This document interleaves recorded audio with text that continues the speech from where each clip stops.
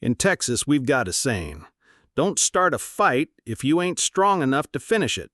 Well, she started one, and bless her heart, she had no idea who she was messing with. My name's Hank Callahan. My family's owned and worked this ranch for 5 generations. We've fought drought, storms, bad years, good years, and one thing's never changed. The water runs through our hands. Legally, historically, and physically, every pipe that flows through this land was laid down by my grandfather and maintained by us since.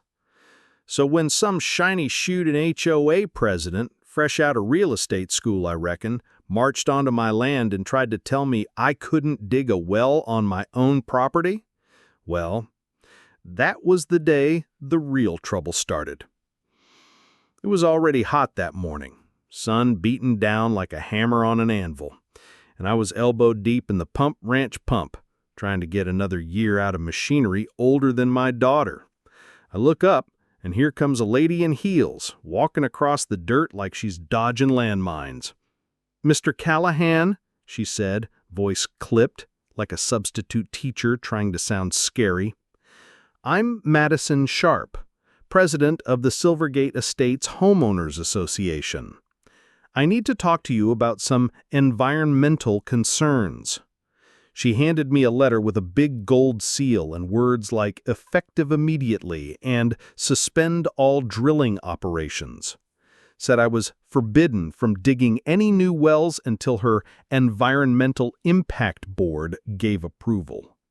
I looked her dead in the eye and said, "Ma'am, my family's had legal water rights on this land since before your granddaddy was born.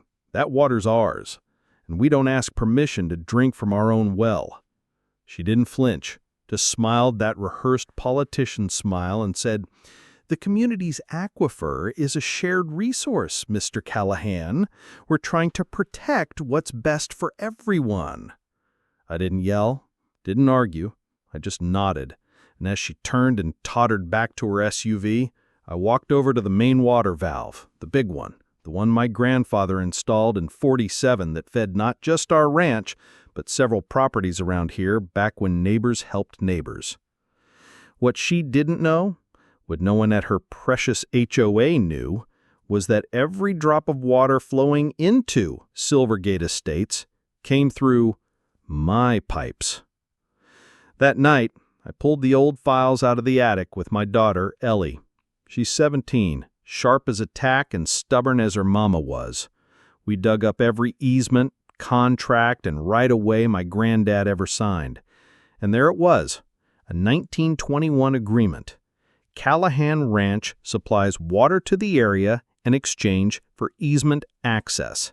Infrastructure? Ours. Control? Ours. And you know what? Silvergate Estates had been sipping off our supply this whole time, rent-free, like a tick on a sleeping dog. So, the next morning, I turned the valve. Didn't say a word, just turned it. By sunset, the HOA's pastoral-themed community center, complete with designer sheep, had no water. The sheep started bleating so loud you could hear it down the valley. And me? Well, I just sat on my porch, sipped my coffee, and waited. Phones started ringing, neighbors started panicking, lawns were dying, sprinklers stopped, and Silvergate's picture-perfect green community started turning brown. And Madison? Well, she went from HOA president to public enemy number 1 faster than you can say, leak. But here's where it gets wild. While I was fielding angry voicemails and news crews, Ellie was digging deeper. She found property records showing Madison wasn't just some overly ambitious HOA rep. She was buying up parcels of land around the ranch through a shell company called Green Vista LLC. Turns out, she was planning a luxury development. You heard that right. She was using the HOA and phony eco-concerns to force longtime landowners to sell, drive down property values, then flip the land. Her whole save the aquifer routine was just a smokescreen. So, I made another video, this time a live stream. I walked right up to the valve, papers in hand, and explained everything. The contracts, the history, the infrastructure, the scam. And when I showed that brass valve and turned it, slow and steady so you could hear the click, folks watching knew this wasn't revenge. This was justice. And the internet? It exploded. Thousands of views, hundreds of comments. Even the local news picked it up.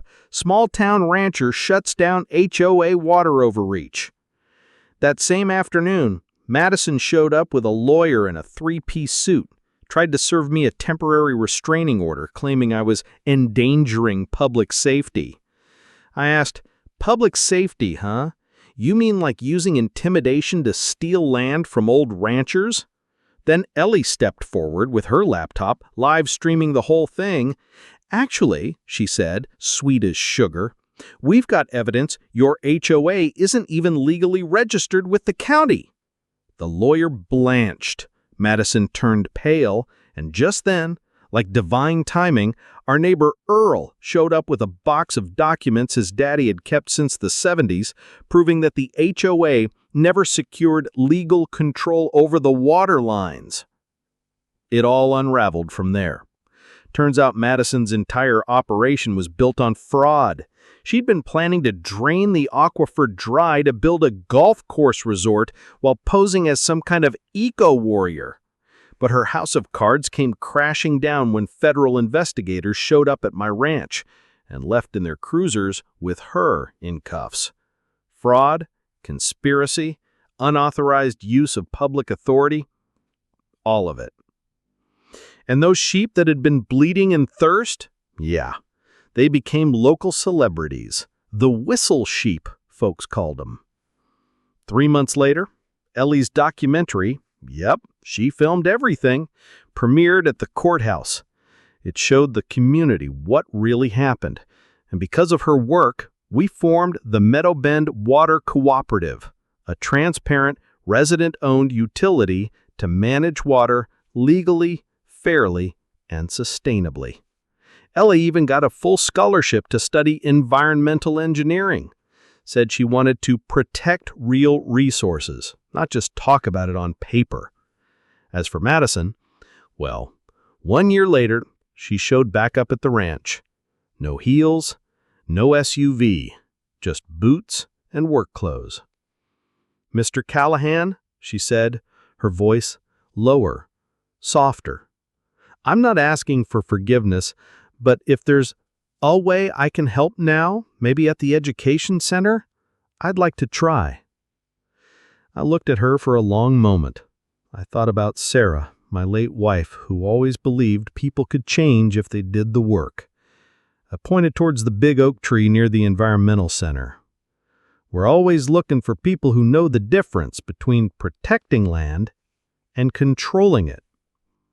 She nodded and walked that way. Slower this time.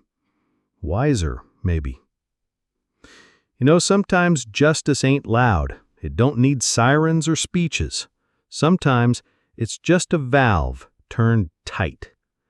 And sometimes the best way to fight back is to cut off the tap and let the truth do the talking. So, now I gotta ask you, what would you have done?